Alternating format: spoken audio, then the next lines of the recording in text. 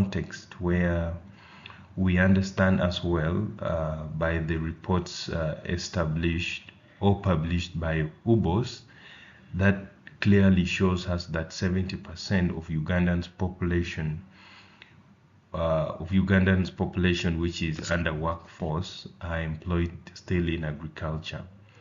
And this employment can spread from production. They can be at a level of aggregation. They can be at a level of service provision. They can be employed at the level of logistics. They can be at processing, agro-industrialization. So all those accounts for about 70% of the Ugandan population.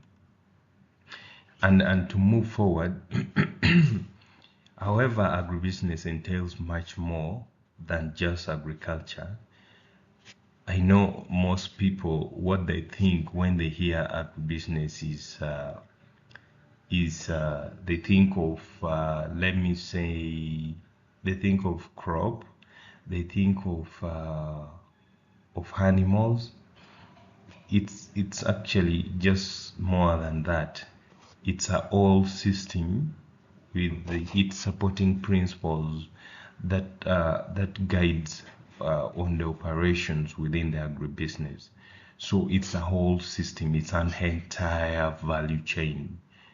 I don't know how best I can bring this out, but as you know, we have quite a number of different systems that we know already. We have, let's just start by ourselves. We have digestive system. Of course, that it does a lot of different functions in our body.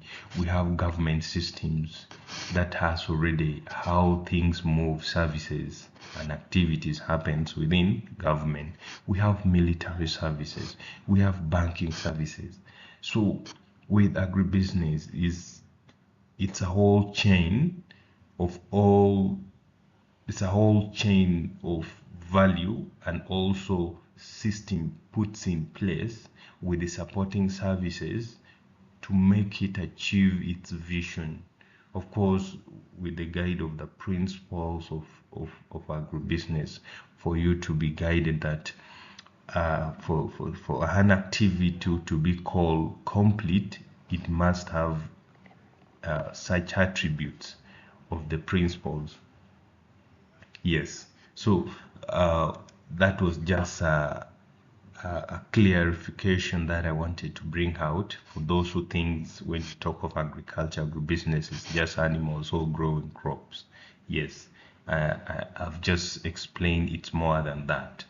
And then moving forward, I don't know if you've also you've wondered the statistic that was published by the World Trade Organization. This is an entity that oversees the worldwide trade operations and captures its real-time data. They have published a statistic that shows that agriculture export accounted for an average of 17% of the total merchandise exports across 94 countries around the world. So what does this even shows us?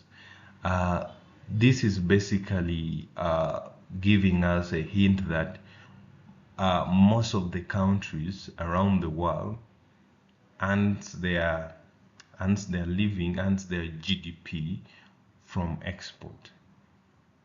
Of course, 17% on average we can take for the 94 countries, and then if we spread, that can be around 70% of export.